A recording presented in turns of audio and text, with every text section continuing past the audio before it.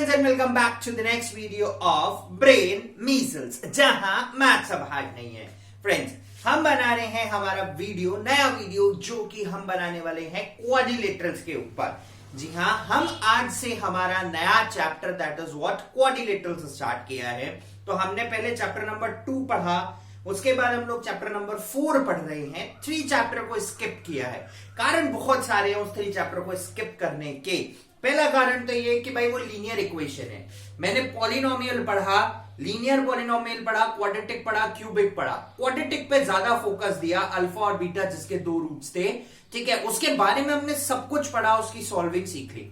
ठीक है, इक्वेशंस कैसे फॉर्म करना है वो भी सीख लिया, फैक्टराइजेशन मेथड क्या है वो भी सीख लिया, लॉन्ग डिवीजन मेथड क्या है वो भी सीख लिया। लेकिन क्वाड्रेटिक इक्वेशन चालू करने का कारण तो अभी भी सॉल्व नहीं हुआ। क्वाड्रेटिक इक्वेशन को सॉल्व करने का कारण यह है कि हम क्वाड्रेटिक क्यों पकड़ रहे हैं।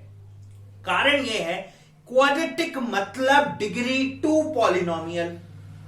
पॉलिनोमियल के अंदर भी मैं डिग्री 2 ही पढ़ रहा था, जिसके 2 जीरोस थे अल्फा और बीटा, जिसके 2 सॉल्यूशंस थे अल्फा और बीटा, और उन्हीं के बारे में हमने पूरा चैप्टर अच्छे से पढ़ा था। तो इसलिए मैंने सोचा क्यों ना भाई क्वाड्रेटिक से ही शुरुआत करी जाए, है ना। तो वापस से वही कंसेप्ट सारे दोहराता, तो इससे बेटर हम लोगों ने क्वाड्रेटिक को ही बेस मानकर चालू किया। ठीक है, चलिए फ्रेंड्स, हम लोग क्वाड्रेटिक इक्वेशंस का चैप्टर स्टार्ट करते हैं कि what do you mean by quadratic equation. तो यहां पर वर्ड मैंने आपके सामने लिखा है quad. Quad means degree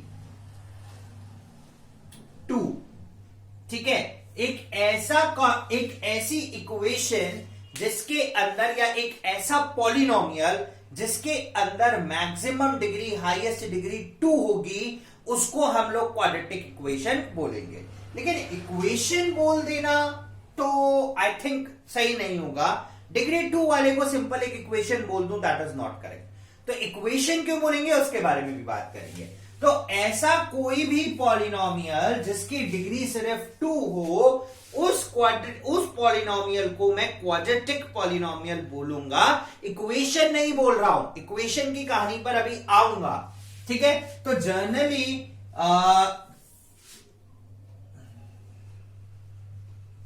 quadratic polynomials are those having degree 2। ठीक है, राइट। वो सारे पॉलिनोमियल जिनकी डिग्री 2 होगी उनको हम लोग क्वाड्रेटिक पॉलिनोमियल बोलते हैं। पहली चीज। दूसरी चीज, जनरल इक्वेशन क्या होगी। General equation of this polynomial is ax² plus bx plus c। This is the general equation. ठीक है, in this general equation a cannot be 0, ठीक है, but b and c can be 0। ये 0 हो सकते हैं, जरूरी नहीं है कि 0 हो, ये 0 हो सकते हैं। ठीक है, राइट। थर्ड थिंग जो सबसे इंपॉर्टेंट है, this polynomial must have whole number power only। ठीक है, कोई भी पॉलिनोमियल क्वाड्रेटिक कहलाना जब एग्री होगा, जब उसके अंदर पहली चीज तो डिग्री 2 हो, पहली चीज हाईएस्ट डिग्री इज 2, बी और सी हो ना हो तो भी चलेगा।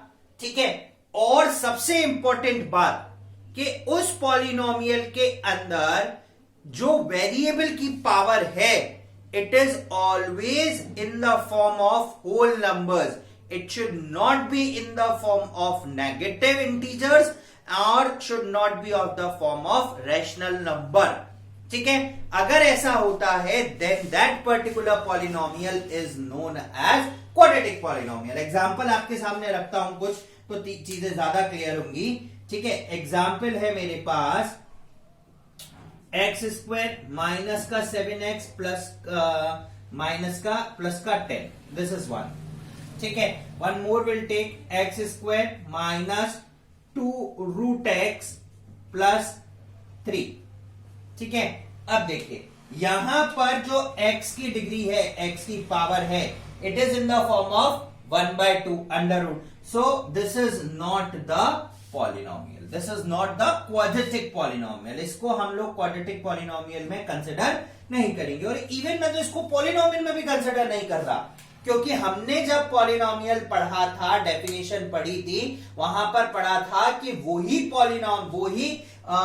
एल्जेब्रिक एक्सप्रेशंस पॉलिनोमियल में आते हैं जिनके अंदर जो पावर है वेरिएबल्स के, it should always be in a whole number. It is not in the form of a fraction, some rational number, fractions. ठीक है. एंड इंटीजर्स, नेगेटिव इंटीजर्स नहीं होने चाहिए. तो वही सारे पॉलिनोमियल कहलाते हैं. तो मैं तो इसको पॉलिनोमियल की कैटेगरी भी नहीं देता.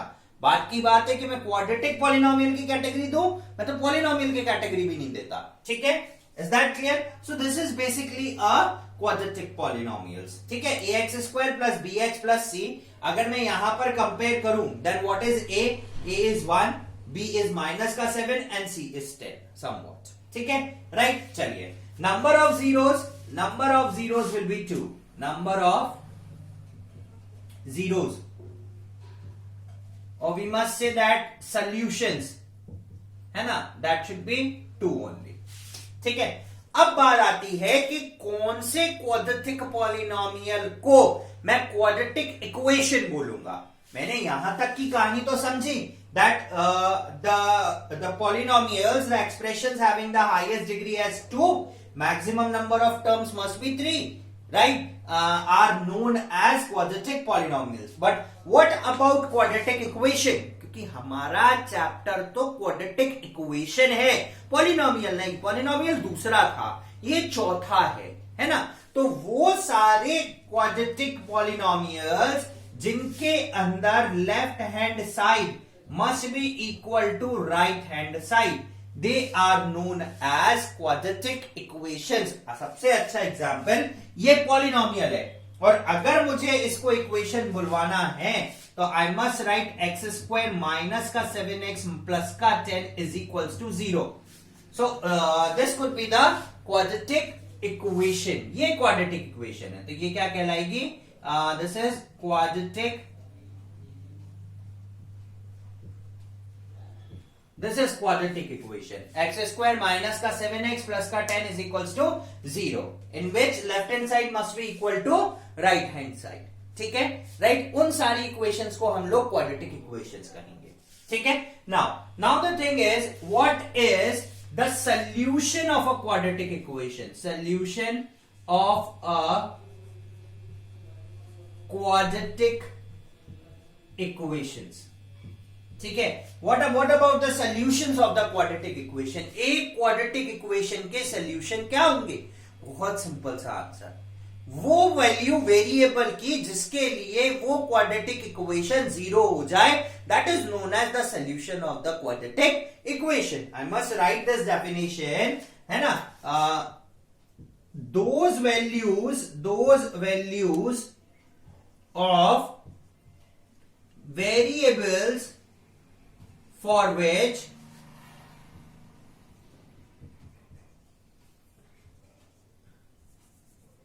quadratic equation becomes 0. ठीक है.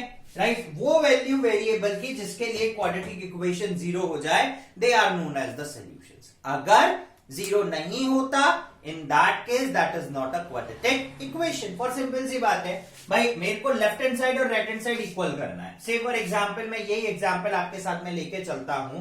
मेरे पास है एग्जांपल एक्स स्क्वायर माइनस का 7x प्लस का 10, ये है. ठीक है. मैं यहां पर 3 वैल्यू लेता हूं x की, या 2 वैल्यू ले लेता हूं, है ना. put x is equals to 2 and second will be put x is equals to 3. Now we check out that out of x equals to 2 and x equals to 3, out of x equals to 2 and x equals to 3, which is the solution of the quadratic equation? कौन सी चीज quadratic equation का solution है, मुझे ये निकालना है। तो solution निकालने के लिए आप सबसे पहले क्या करेंगे, एक्स स्क्वायर माइनस का 7x प्लस का 10 is equals to 0, put x is equals to 2। सबसे पहले मैं इसके अंदर 2 पुट करूंगा एंड चेक इट आउट कि लेफ्ट हैंड साइड और राइट हैंड साइड इक्वल होता है क्या। अगर इसको सॉल्व करने के बाद 0 आ जाता है तो मैं बोलूंगा सॉल्यूशन है, अदरवाइज नहीं है। चलिए पुट करते हैं, इतनी जल्दी क्या है। 2 का स्क्वायर माइनस 7 इंटू 2 प्लस का 10 इज इक्वल्स टू 0। 2 का स्क्वायर इज 4, माइनस 2 7 14 प्लस का 10 is equals to 0। 10 plus 4 14, minus 14 is equals to 0। यानी कि x equals to 2 is a solution, or we can say a 0. And what about factor? X minus 2 is a factor. ठीक है, अब हमें पता है कि हर क्वाड्रेटिक इक्वेशन के 2 सॉल्यूशंस होते हैं। Now we going to check with x equals to 3, है ना। Now put x equals to 3। अब हम x इक्वल्स टू 3 पुट करके चेक करेंगे। तो सबसे पहले हमने लिया 3 का स्क्वायर माइनस का 7 इंटू 3 प्लस का 10 इज इक्वल्स टू 0। 3 का स्क्वायर इज 9, माइनस 21 प्लस का 10 is equals to 0। 19 minus 21 is equals to 0, minus 2 is not equals to 0। So x is equals to 3 is not the solution of the given quadratic equation। ठीक है, तो ये given quadratic equation का solution नहीं है। भाई simple सी बात है ना। तो इस तरीके से right. Now the thing comes कि भाई अब बात आती है कि हमें यहां पर इस चैप्टर में मेन कंटेंट क्या है जिस पे डिस्कशन करना है, और इस चैप्टर से एक्चुअली आता क्या है। ठीक है ना, क्योंकि हमें चैप्टर पढ़ने से पहले यह पता होना चाहिए कि हमें चैप्टर के कौन से टॉपिक के ऊपर ज्यादा फोकस रखना है और कौन से टॉपिक को अगर एक बार मैं साइडलाइन कर दूं तो भी चलेगा। इस चैप्टर का वेटेज क्या है, इस चैप्टर से आ क्या क्या सकता है ना। That's a important thing. ठीक है, तो हम पहले आज रिमेनिंग पार्ट के अंदर वो बात करते हैं कि इस चैप्टर को वेटेज कितना दिया गया है और इस चैप्टर में से आपके लिए इंपॉर्टेंट कंटेंट कौन कौन सा है। इन दोनों चीजों पे हम लोग बात करते। देखिए, now let's talk about the weightage. Basics पढ़ा हमने। आगे बढ़ने से पहले चैप्टर में आगे क्वेश्चन सॉल्विंग से पहले मैं वेटेज के बारे में बात कर लेता हूं। ठीक है, what about the quadratic equations weightage. हाँ जी, आपको क्या लगता है क्या वेटेज होना चाहिए इस चैप्टर का, क्योंकि इस चैप्टर में बहुत सारी इंपॉर्टेंट चीजें और सबसे ज्यादा वर्ड प्रॉब्लम्स जो हैं वो इस चैप्टर से इसी टॉपिक पे आती है। उसके अलावा धराचार्य फॉर्मूला जिसको हम डिस्क्रिमिनेंट मेथड कहते हैं, फैक्टराइजेशन का मेथड भी इसी में है, फैक्टर्स लंबे वाले जो हैं वो भी इसी में हैं। ठीक है, और उसके अलावा unknown values of a and b, ये 5 इसके बहुत मुख्य इंपॉर्टेंट टॉपिक हैं। तो उसके अकॉर्डिंग इसका जो वेटेज मुझे लगता है जैसे कि ये मेरा एनालिसिस है कि इसका जो वेटेज है वो लगभग जाना चाहिए 8 से 9 मार्क्स का। ठीक है, weightage should be 8 to 9 marks. अब बात आती है कि ये 8 से 9 नंबर डिवाइड होंगे कहां पर, है ना। वो इंपॉर्टेंट कहानी है, क्योंकि वहीं से मेरा फोकस सेट होगा कि मुझे इस चैप्टर में किस पर फोकस देना है और किस पर नहीं। तो देखो, 8 में से 4 नंबर आप 100% श्योर मान के चलो वर्ड प्रॉब्लम्स के लिए है, वर्ड प्रॉब्लम्स, है ना, and it is of 4 marks. ठीक है, मतलब इस चैप्टर का 50% weightage, approximately 50% weightage word problems के लिए दिया है।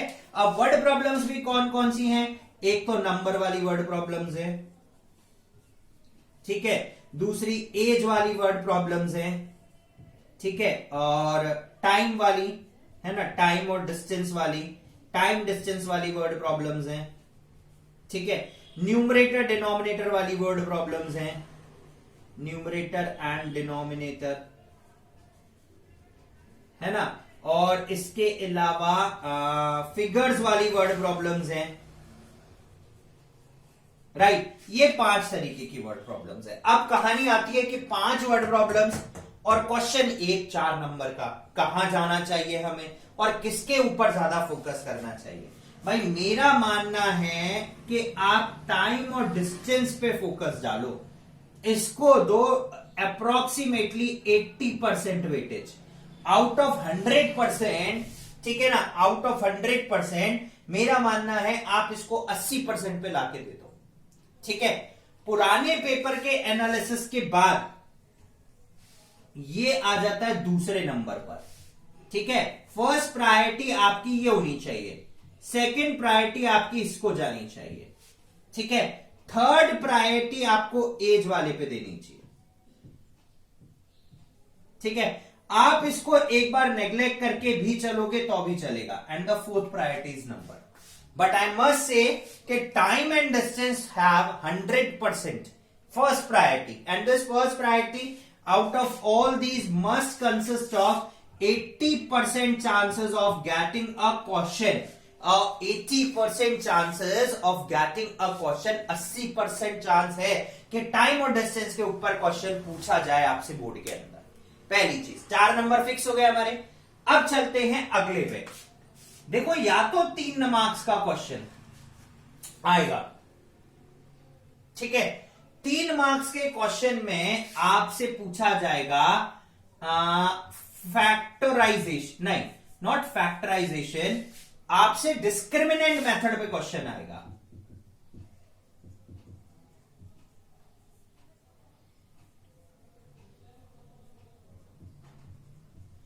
डिस्क्रिमिनेंट मेथड, जो कि धराचार्य भी कहलाया जाता है, d is equals to b square minus 4ac, है ना। And it must have a 3 mark question, it must have a 3 mark question, ठीक है। अब इस डिस्क्रिमिनेंट मेथड के अंदर भी 3 कंडीशन जनरेट हो जाती है। 3 कंडीशन कौन कौन सी? d is greater than 0, d is equals to 0, and third condition है, d इज लेस देन 0। अब बात आती है तीनों में से किस पे फोकस डालूं, या तीनों इंपॉर्टेंट है। मैं कहता हूं भाई आप तीनों में से सिर्फ इसी पे 99 नहीं 100% अपना फोकस डाल दो, ठीक है, right. Not on d is greater than 0, not on d less than 0, and not on d less than 0। आप इसको तो मान के चलो कि आप इसको खत्म ही करके चलो, ये आएगा ही नहीं, ठीक है। इन केस गलती से कोई 1% चांस है when they're going to ask d greater than 0, but 100% chance of getting d equals to 0, ठीक है, राइट। अब आता है थर्ड के 4 हो गए, 3 हो गए, 7। अब बचते हैं हमारे पास 2 नंबर, ठीक है। अब ये 2 नंबर क्या हो सकते हैं? या तो देखो इस पे से 2 MCQ जनरेट हो सकते हैं, या तो 2 MCQs आ सकते हैं, ठीक है, राइट। 2 MCQ हो सकता है यहां से आपसे पूछे जाएं, ठीक है, या फिर 2 नंबर का एक फैक्टराइजेशन, या तो ये आएगा या 2 मार्क्स का फैक्टराइजेशन,